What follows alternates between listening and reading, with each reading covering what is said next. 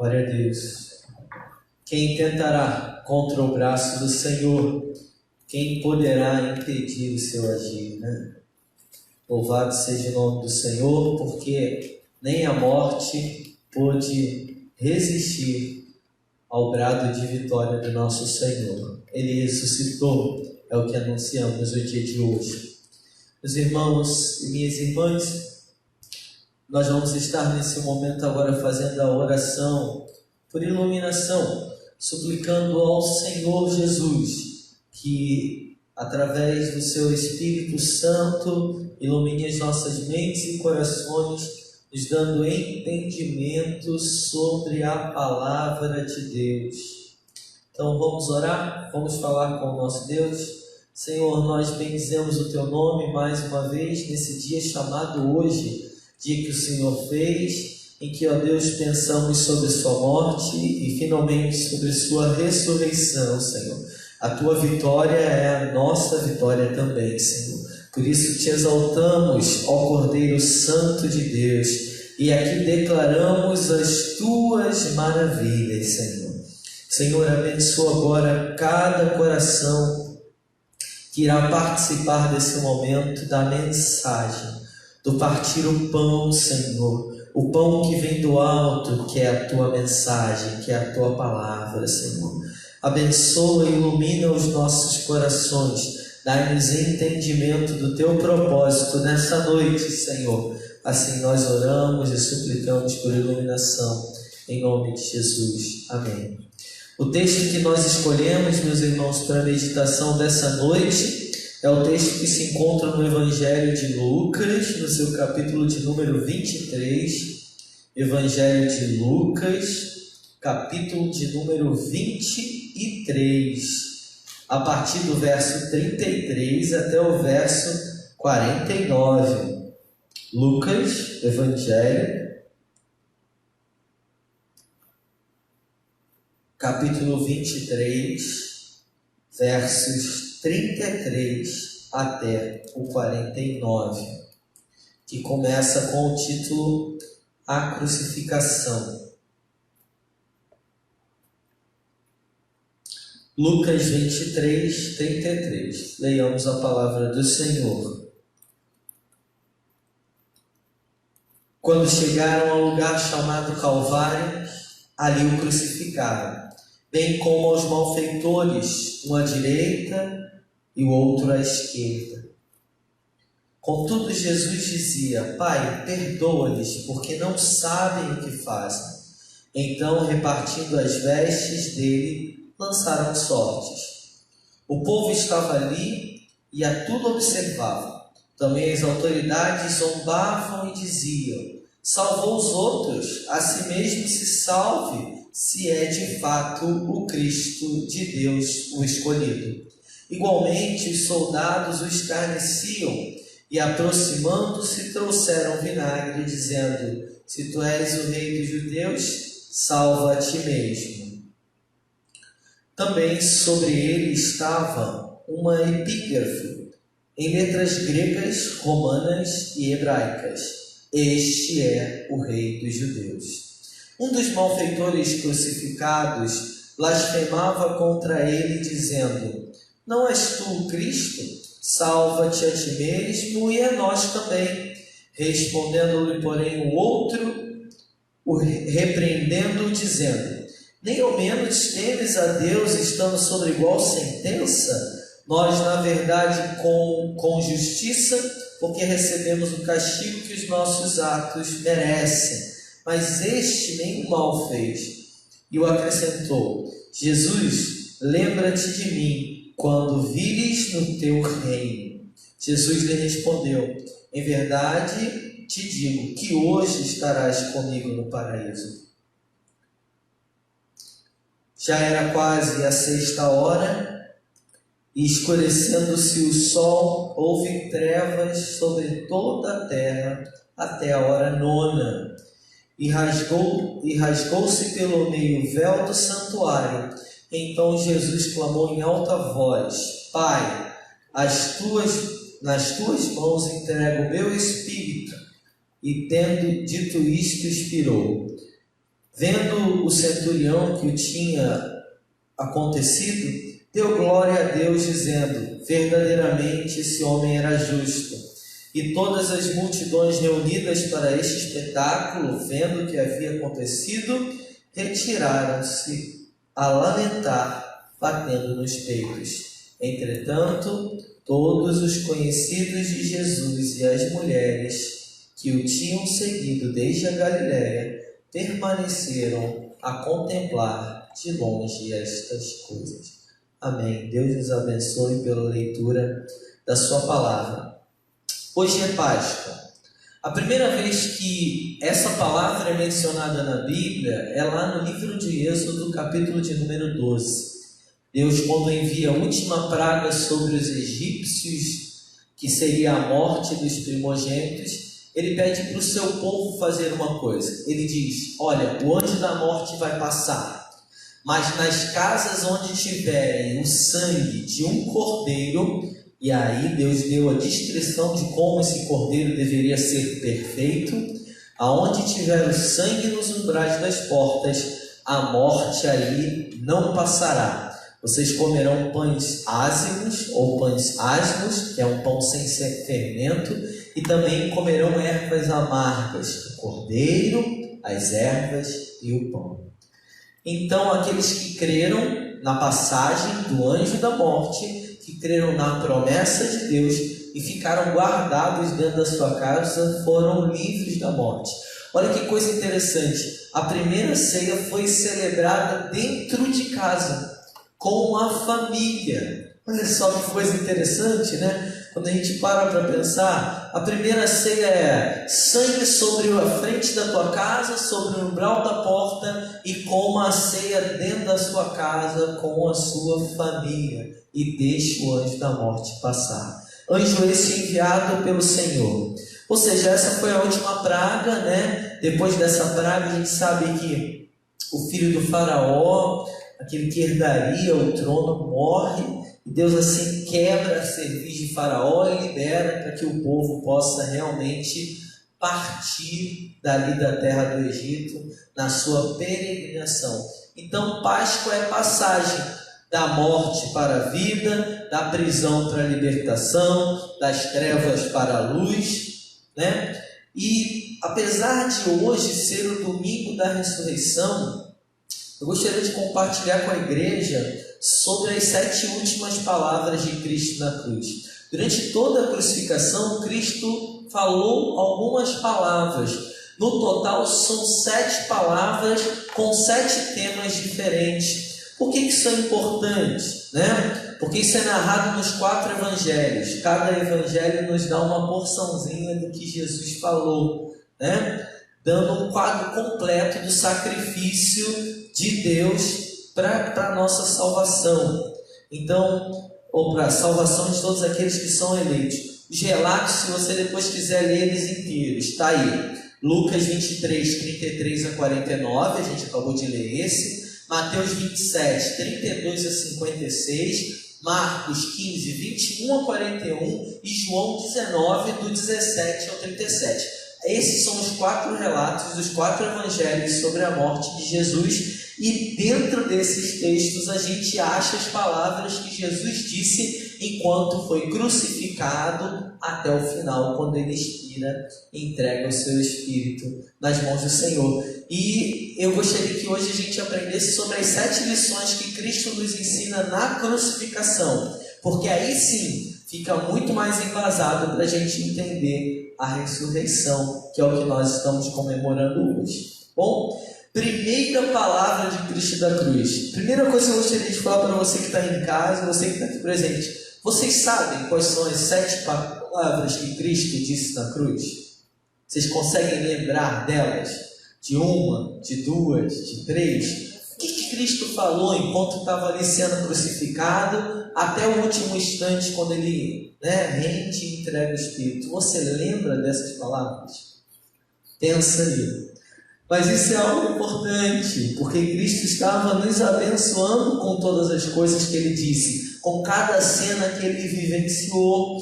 Então, vamos ouvir então sobre as 7 lições de Cristo na cruz.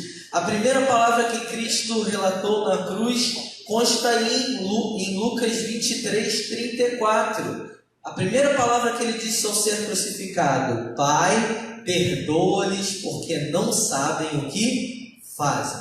Olha só que coisa interessante. Quando ele chega ao Calvário, quando ele chega ali ao Gólgota, que é o lugar de caveira, um espaço fora de Jerusalém, destinado para crucificar as pessoas, um lugar de execução, então ali ele é crucificado. Ele não é crucificado sozinho, vocês lembram disso?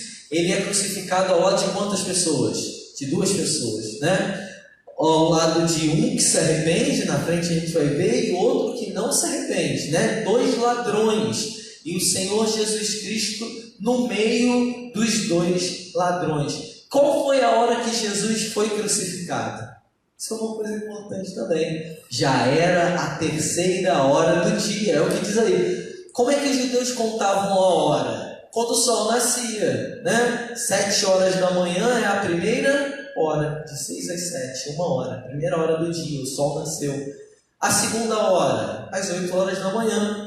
E qual é a terceira hora? Às 9 horas da manhã. Porque o texto vai falar, era a 3ª hora, era a 6ª hora e era a 9ª hora, O relato vai dizer isso. Então, é importante a gente entender como os judeus contavam a hora. Então, Jesus foi crucificado às 9 horas da manhã. Olha que coisa interessante aí para a gente relembrar, ou até aprender também, porque a linguagem bíblica ela tem um tempo, ela tem uma história. Jesus primeiro falou sobre perdão. Eu fico imaginando Jesus ali experimentando a dor dos pregos nas mãos e nos pés, sangrando, toda a sua agonia, e ele olha para aquelas pessoas que estão fazendo isso com ele, e a primeira coisa que ele faz é uma oração: Pai, perdoa-lhes porque não sabem o que fazem. Quantas vezes as pessoas nos magoam, nos maltratam, nos ferem, e qual é a nossa atitude diante disso? A de Jesus foi: perdoa, Senhor, porque não sabem o que fazem. Isso nos mostra, irmãos, o valor do perdão. Em primeiro lugar, a primeira coisa que Jesus fala é sobre o perdão e como lidar com as feridas que as pessoas nos causam. Ao invés de amaldiçoarmos as pessoas, de pedirmos orações imprecatórias, o que são orações imprecatórias? Castigo sobre elas, é olhar e dizer para ela: Senhor, essa pessoa não sabe o que ela está fazendo, perdoa ela. Jesus fala sobre o perdão. É interessante porque Jesus fala o tempo todo sobre o perdão no ministério dele. E na cruz, a primeira coisa que ele vai falar é sobre o perdão. Ao falar sobre o perdão, ele demonstra amor. Isso nos ensina, irmãos, que o perdão e o amor são a base da nossa fé. Perdoar aquele que nos fere e dizer: Senhor, perdoa-lhes, porque não sabem o que estão fazendo. Toda vez que você se sentir injustiçado, toda vez que você sentir que alguém fez algo contigo que não deveria ser assim, peça assim: Senhor, perdoa-lhes, porque ele não sabe, ela não sabe o que está fazendo. Essa é a primeira lição que Jesus nos ensina. Jesus se deixa crucificar pelos nossos pecados. Jesus se deixa crucificar para o perdão dos nossos pecados. E ali na cruz, ele declara o perdão para aquelas pessoas que haviam feito tanto mal a ele. Tanto a elas que estavam ali presentes, quanto a nós que fizemos já tanto mal ao nosso Senhor. Muitas vezes já escarnecemos do nosso Senhor. Os nossos pecados são provas disso, que nós não fizemos caso do Senhor, que nós muitas das vezes voltamos as nossas costas em relação ao Senhor. E o Senhor diz: perdoa-lhes, Pai, porque não sabem o que fazem. Então a primeira coisa que Jesus falou e nos ensinou foi sobre o perdão. Tanto dele dar perdão, como ele nos ensinar a lidar com as mágoas e com as feridas que os outros nos causam. Amém, irmãos? Glória a Deus por isso, Jesus é tremendo até na hora da sua crucificação, ensinando coisas maravilhosas e lições preciosas para as nossas vidas. Qual foi a segunda coisa que Jesus falou? Você lembra disso? Será que você pode lembrar? Eu quero desafiar sua memória nessa noite, né? É importante, né? Porque a gente está vivendo a Páscoa, está relembrando a Páscoa, é gente falando de Páscoa para lá, de Páscoa para cá, sobre o que é Páscoa, né? E a gente quer que os leitores aí tenham as suas memórias aguçadas. Qual foi a segunda palavra que Cristo falou na cruz? A primeira foi perdão, a gente já falou. A segunda foi sobre a abertura dos céus. Foi sim. Está escrito lá em Lucas 23, 43. Se você observar, olha o que ele diz: em verdade te digo que hoje estarás comigo no paraíso. Há um diálogo entre os crucificados. Haviam 3 pessoas crucificadas ali às 9 horas da manhã daquela sexta-feira, né? E uma figura era uma figura com certeza que chamava a atenção de muitos e até justificava toda aquela multidão ali, um número talvez superior ao número esperado, se fossem só 2 crucificados e Jesus não tivesse nessa leva, né? Jesus era uma figura e um vulto já muito conhecido, já muito falado, então o que levou uma multidão ainda muito maior para lá. Há um diálogo entre os crucificados, né? E aí um crucificado, né, vai dizer o seguinte, ó, só você ler lá, junto comigo. Lucas 23, 43. 23, 43. Diz assim. Melhor, 39. Um dos malfeitores crucificados blasfemava contra ele, dizendo: não és tu o Cristo? Um dos ladrões dizia: não és tu o Cristo? Salva a ti mesmo e também nos salva. Salva a nós também.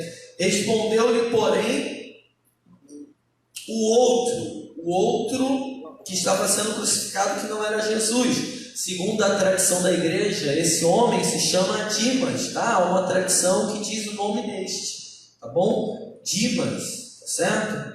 Então respondeu o outro, repreendendo, dizendo: nem ao mesmo temes a Deus, estamos sob igual sentença, nós na verdade com justiça. Ou seja, o que está acontecendo com a gente está certo, porque recebemos nós o castigo que os nossos atos merecem, mas este que mal fez, ele reconhece que não havia culpa, que alguém estava sendo crucificado inocentemente. Essa é uma prerrogativa da salvação. Reconhecer que nele não havia pecado, reconhecer que nele não havia culpa. E acrescentou, depois de repreender o outro, virou para o do meio: Jesus, quando vieres no teu reino, ou quando vires, né? Como está escrito aí na nossa tradução, quando vires no teu reino, lembra-te de mim. Há um pedido: lembra de mim quando voltares no teu reino. Ou seja, esse acreditou que não havia culpa e acreditou em Jesus como aquele que foi o Messias. Por que ele acreditou como Jesus como Messias? Porque ele fala de reino. Quando você voltar no teu reino, Jesus, lembra de mim. E essas foram palavras poderosas, tremendas, e as que precisavam ser ditas. Quando voltares no teu reino, lembra de mim. E qual é a palavra de Jesus? Jesus, a segunda coisa que ele faz, além de dizer perdoando todas as pessoas que estavam ali, ele vai abrir os portões dos céus a um ladrão. Ele vai abrir os portões dos céus a um homem desprezado, a um homem que era culpado, justificando esse homem pelo seu precioso sacrifício. E aí ele diz: em verdade eu te digo, imagina esse homem ouvindo isso, hoje estarás comigo no paraíso. Então Jesus, com isso, na cruz, além do perdão, ele abre os portões dos céus para este homem que estava sendo crucificado. Assim também é a pregação do Evangelho, meus irmãos. Eis a pregação do Evangelho no centro, no meio. Uns zombam e outros creem. E isso será assim até o retorno do nosso Senhor Jesus Cristo. Muitas pessoas não entendem nem o que a gente está fazendo aqui, podendo estar na nossa casa assistindo Fantástico, uma série do Netflix, ou fazendo qualquer outra coisa. É porque nós cremos nessa mensagem que vem do alto. Para quem teve um encontro com o ressurreto, isso é real. Eu peço a mesma coisa, quando vieres no teu reino, Senhor, lembra-te de mim, porque eu penso que sou tão culpado quanto esse homem, tão pecador quanto esse homem que aqui é relatado. Então Jesus se deixa crucificar para a salvação dos eleitos. Jesus se deixa crucificar para abrir o caminho e as portas dos céus para todos aqueles que o recebem como Senhor e Salvador. Isso é lindo demais, não é verdade? A primeira porta é o perdão, fala sobre o perdão, né? A segunda coisa ele fala, eu abro para você as portas dos céus, eu aponto para você o caminho. Qual é a terceira coisa que Jesus fala, meus irmãos? Vamos lá. Eu estou já almoçando, eu já te dei os textos, então fica mais fácil, logo no início. Qual é a terceira coisa que Jesus fala, dessas 7 palavras que ele fala na cruz? Ele vai falar...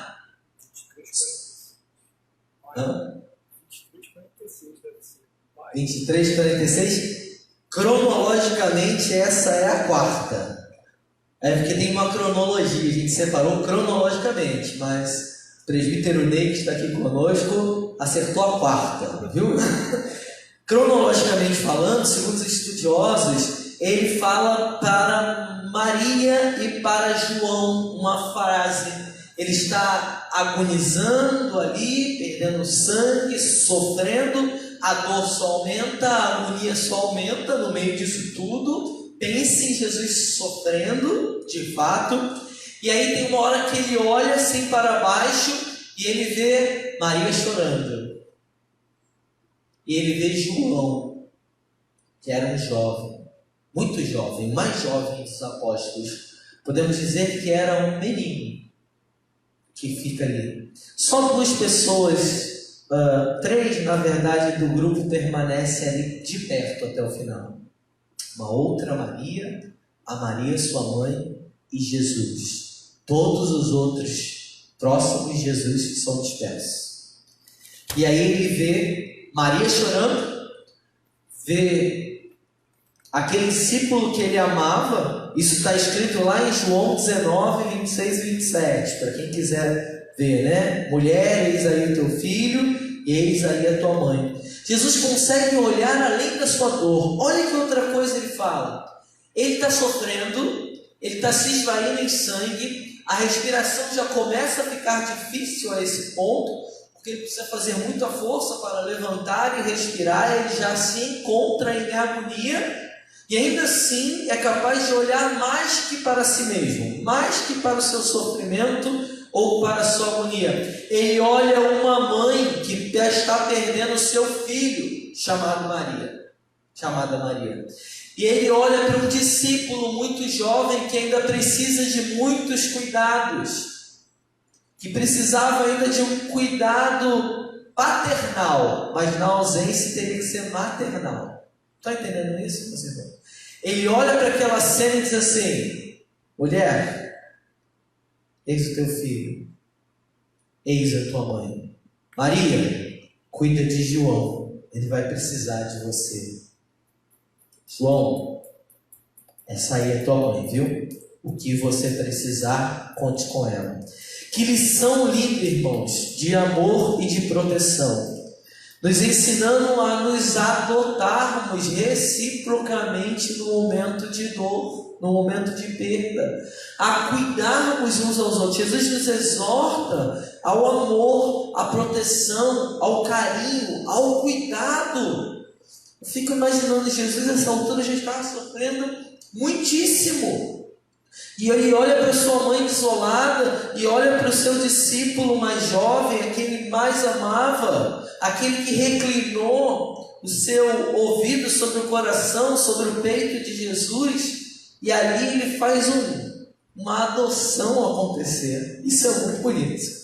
É bonito de pensar nisso. Eu fico pensando, você já adotou alguém em oração hoje? Você já adotou alguém para orar, para cuidar, para ligar, para perguntar se está precisando de alguma coisa? Pense nas pessoas mais frágeis, em primeiro lugar na nossa comunidade, na nossa igreja. Vire um pai, uma mãe, pergunte a essa pessoa se ela está precisando de alguma coisa. E você, se precisar receber cuidados, aceite esse cuidado, seja recebido como filho. Igreja é um ambiente familiar, onde nós devemos cuidar uns dos outros. E Jesus está nos ensinando isso na cruz. Então nós vimos que dessas 7 palavras, ele concede perdão a quem fez mal para ele, a quem feriu, nos ensinando. Ele abre os céus para aquele que não merecia, o ladrão. Ele faz um arranjo de adoção, cuidem um do outro, vocês vão precisar na minha ausência. Vocês vão precisar cuidar uns dos outros na ausência de Jesus. Nós precisamos cuidar uns dos outros enquanto Jesus não volta. Amém, irmãos? Isso é preciosíssimo. Amor e proteção, isso é a igreja. A igreja ela tem que ser um lugar de proteção. Ela precisa ser um lugar de amor. Ela precisa ser isso. Não um lugar de feridas, não um lugar de qualquer outra coisa que não seja amor e proteção. Aqui precisamos nos sentir cuidados e protegidos. Qual é a quarta coisa, presbítero Neizinho, que está aqui conosco? Qual é a quarta palavra de Jesus Cristo naquela cruz? Exatamente.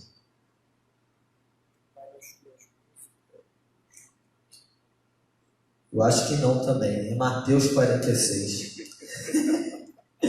Esse seu é a 7ª palavra.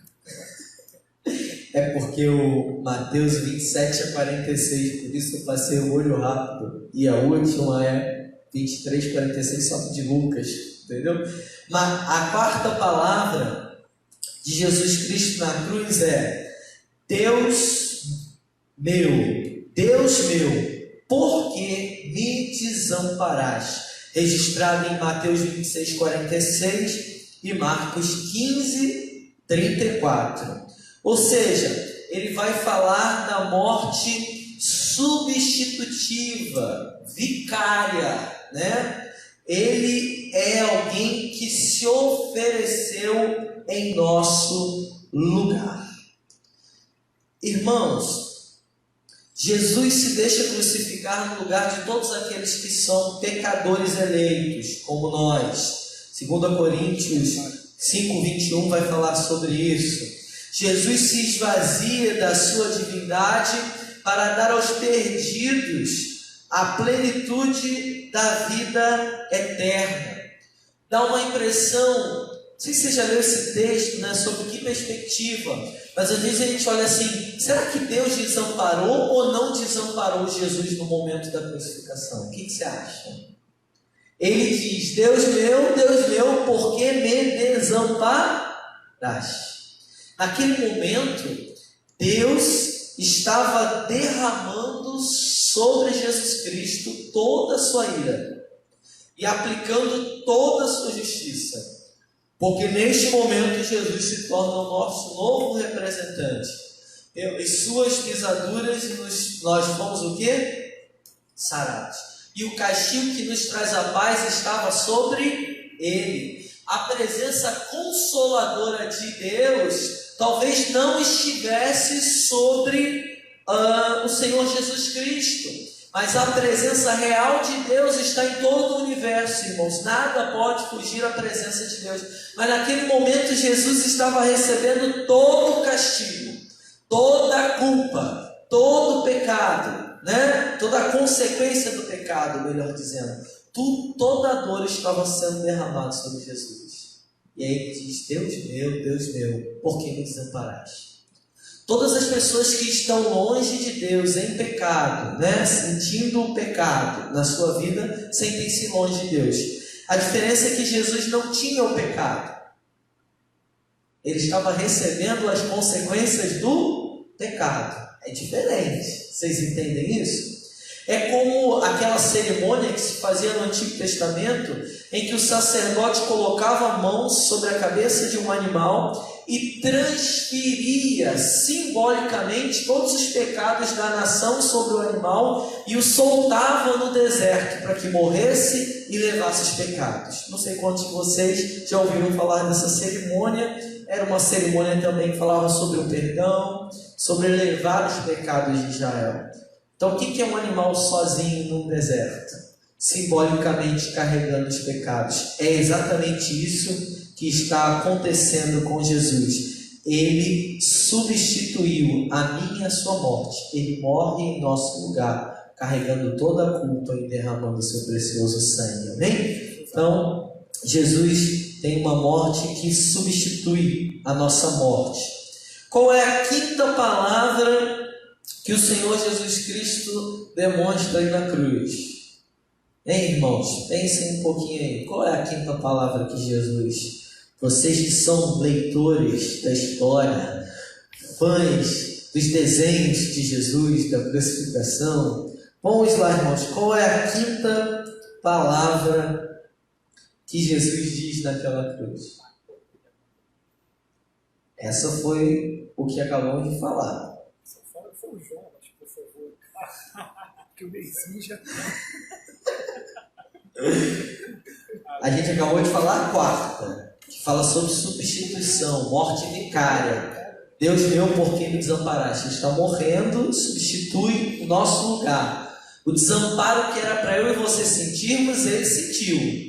A angústia que era para mim e para você sentir, ele sentiu. A morte que era para mim e para você sentir, ele sentiu. Ele passou por tudo por nós.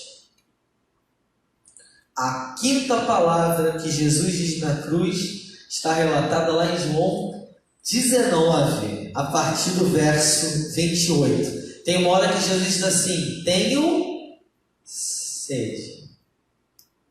Ele disse isso, né? Os estudiosos concordam, para se cumprir o que fora dito no Salmo 69, verso 21, né? Que diz esse salmo, né?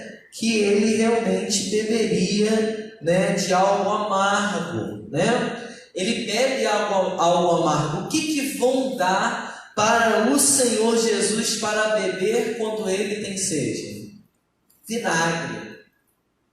Vinagre é algo terrível para alguém que está com sede. Porque vinagre é o quê?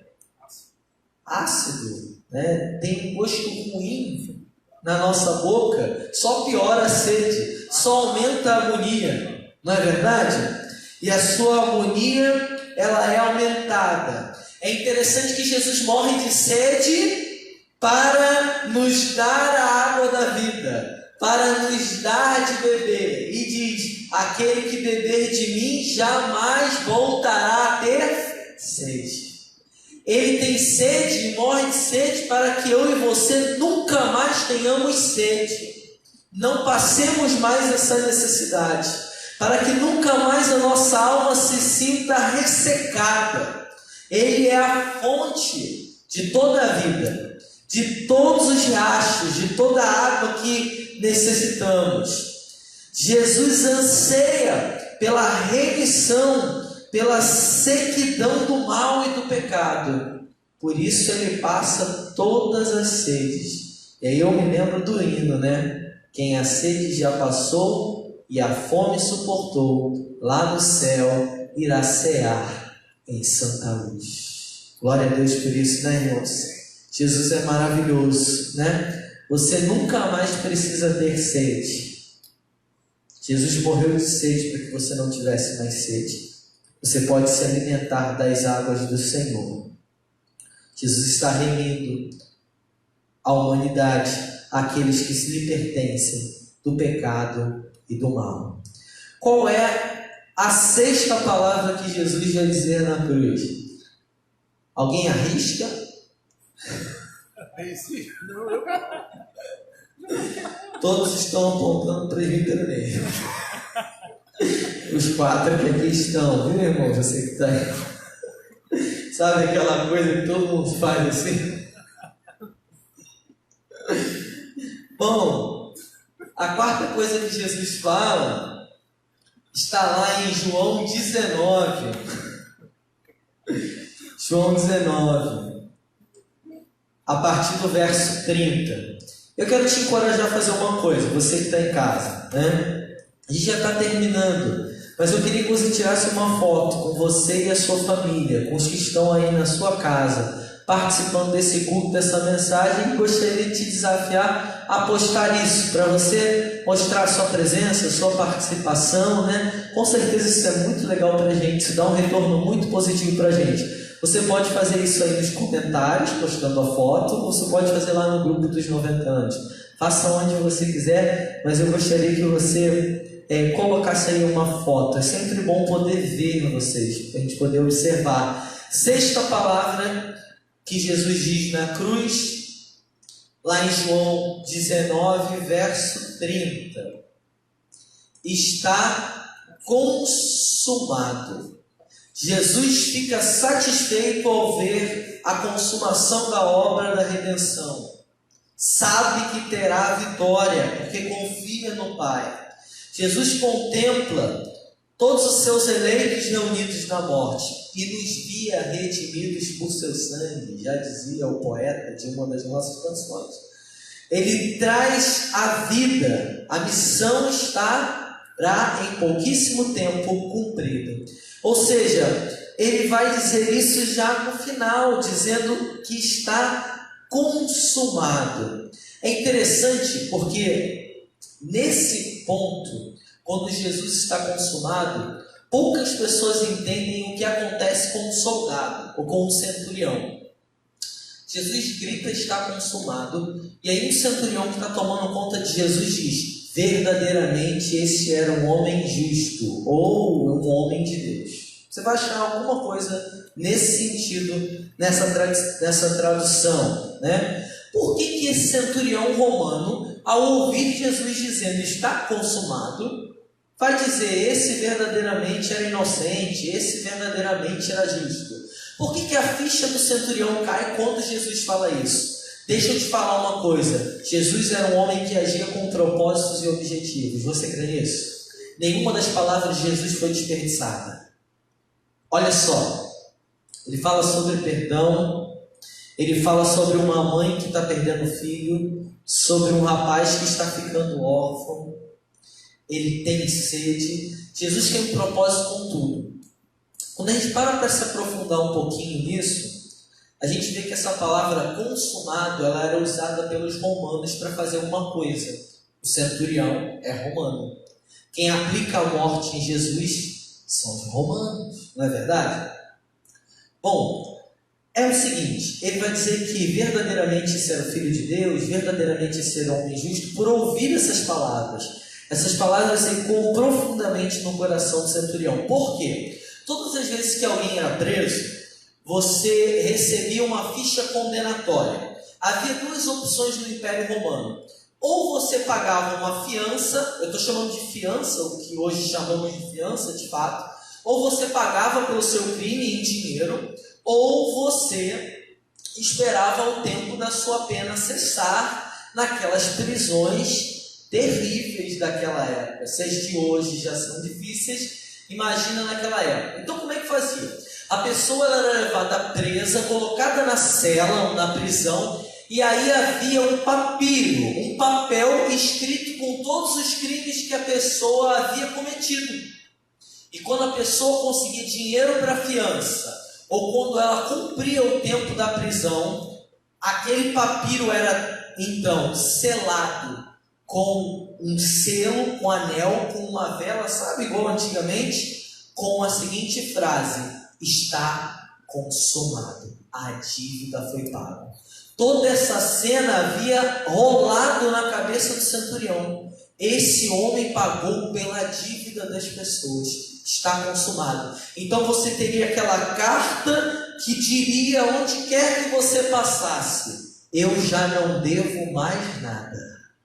Está consumado significa que Jesus entregou uma carta nas nossas mãos e que todos os nossos crimes e pecados foram consumados. Tudo foi pago pelo Senhor Jesus. Quando ele diz está consumado, ele entrega uma carta que nos alforria a todos nós, nos dá liberdade, para que a gente possa andar em qualquer lugar e dizer: foi consumado, foi pago pelo meu Senhor, já não devo nada. Por isso que Paulo vai dizer que um dia nós vamos cantar uma canção para a morte. Você já viu isso? Paulo dizendo isso? Que um dia nós vamos cantar a seguinte canção: ó morte, onde está a tua vitória?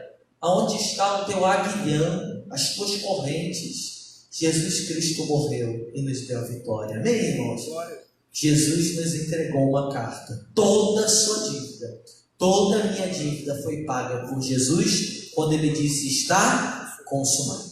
Seja a pior coisa que você já fez ou cometeu, ele sabe da pior coisa que eu já fiz, ele sabe da pior coisa que você já fez, mas naquela cruz ele te entregou toda a dívida que era contra a tua vida, toda a dívida que me lançava e que te lançava no inferno, toda a dívida que me separava e que te separava de Deus, e disse: Michel, Ney, Jonas, Saulo, Anderson, está consumado.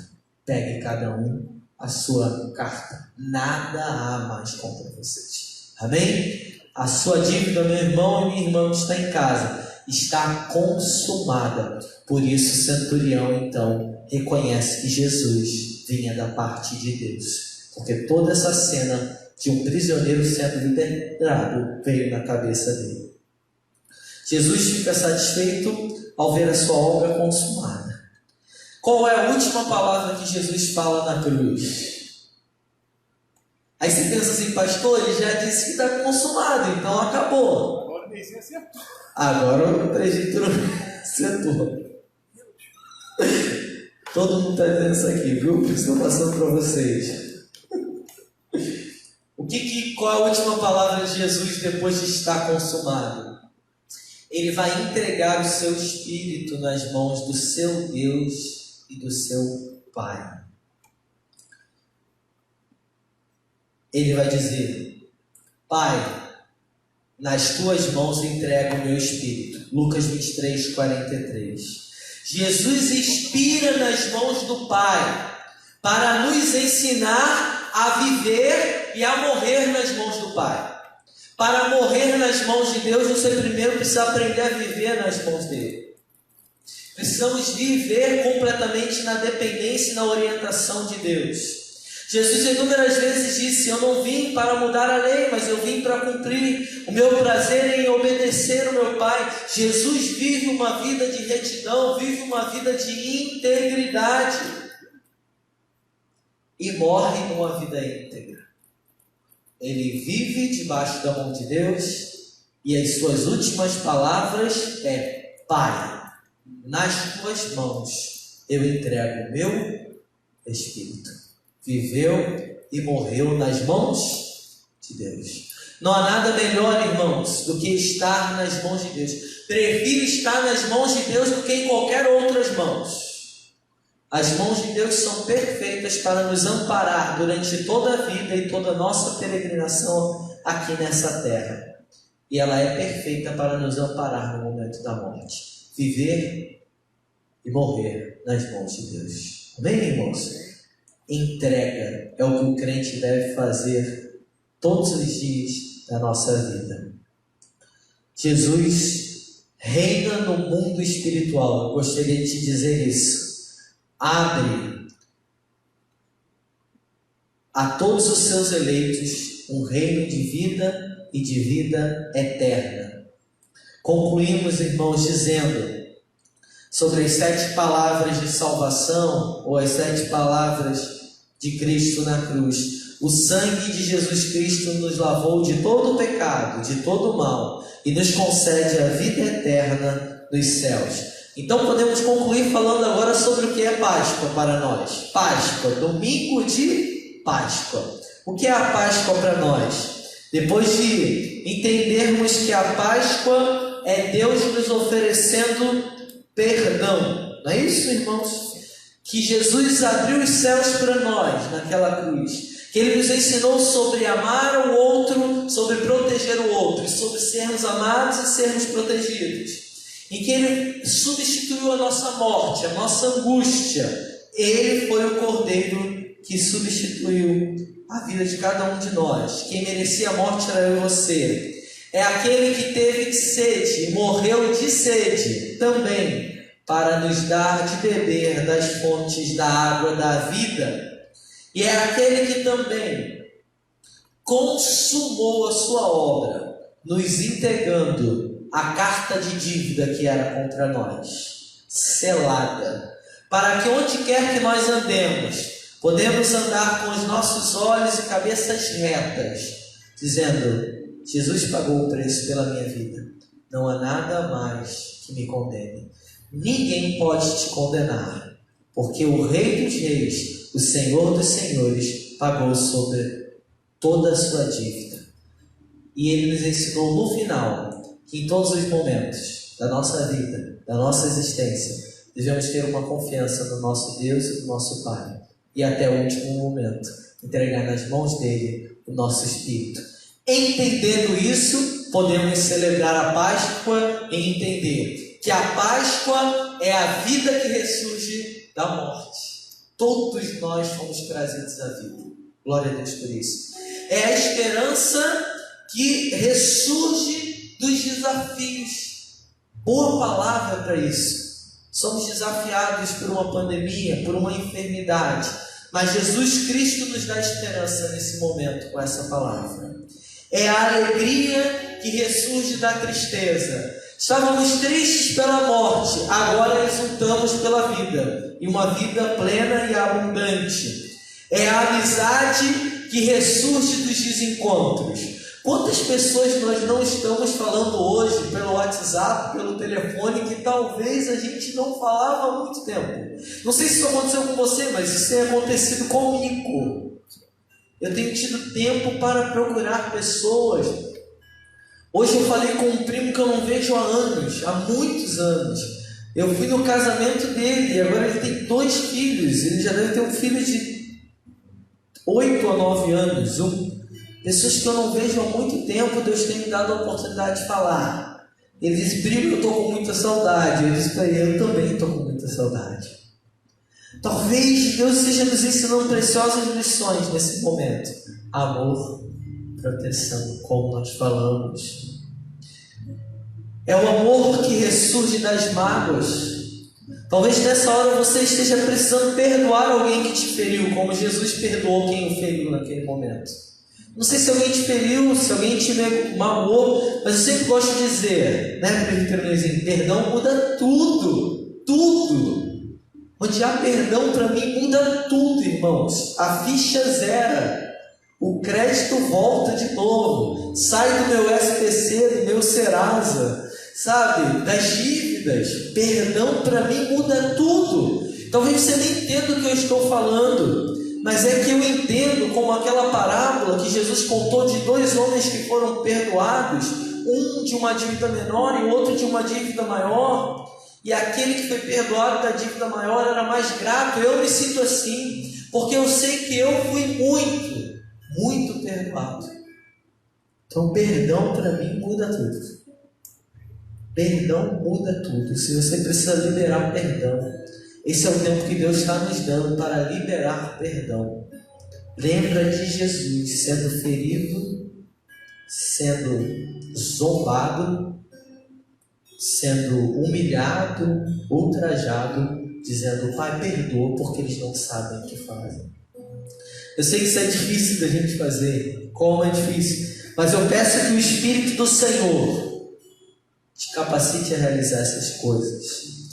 Páscoa é o amor que ressurge das mágoas, é a força que ressurge da fraqueza, a morte sendo revertida em vida, em ressurreição.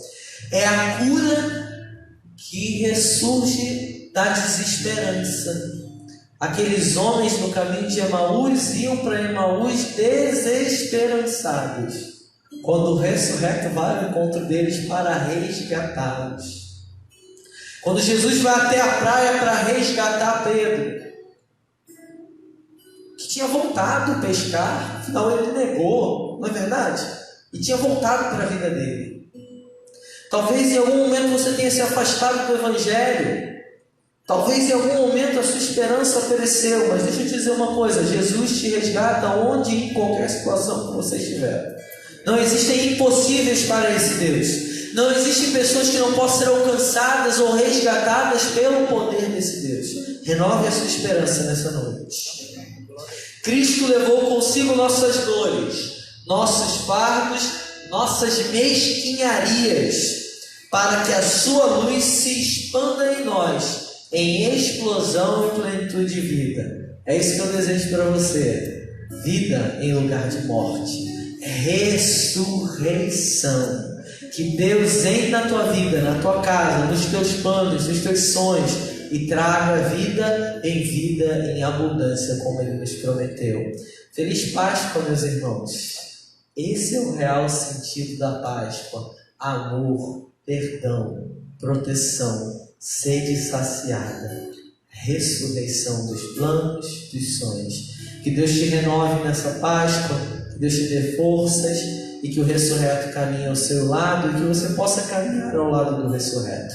Essa é a minha oração, em nome de Jesus. Amém. Vamos orar. Vamos falar com o nosso Deus. Senhor, eu quero te agradecer pela tua palavra. Te agradecer, Senhor, por nos ensinar na cruz. Senhor, eu acredito que esse momento foi um momento muito difícil para ti, porque se não fosse assim, tu não terias dito: se for possível, Pai, passa de mim esse cálice. Mas eu quero te agradecer, Senhor Jesus, por ter enfrentado a sua missão e ter ido até o final. Obrigado por não desistir de mim. Obrigado por não desistir dos meus irmãos. Obrigado por não desistir da missão que o Senhor, Deus e Pai, entregou nas tuas mãos, Jesus. Muito obrigado, porque hoje nós podemos celebrar a Páscoa, onde o anjo da morte passa e nós somos livres dessa morte, Senhor. Não haverá morte para nós, eternamente falando, espiritualmente falando. Habitaremos no reino de luz, onde cearemos contigo, Senhor, por toda a eternidade, Senhor, sendo cuidados e abraçados. Por isso, Senhor, eu te agradeço por essa Páscoa, por mais uma vez nos fazer entender que o teu sacrifício foi em nosso favor. Eu quero te pedir, Senhor, que o Senhor converta toda lágrima em júbilo, toda pestilência em saúde, Senhor, todo desespero em coragem, Senhor, toda desesperança em uma viva e renovada esperança. Contempla cada coração que está aqui, contempla cada coração que está nos lares, nos assistindo também, Senhor. Cremos no poder do ressurreto que nos visita nessa hora. Assim, ó Deus, eu te agradeço pela tua palavra, em nome de Jesus, aquele que vive e que reina para sempre. Amém. E graças a Deus.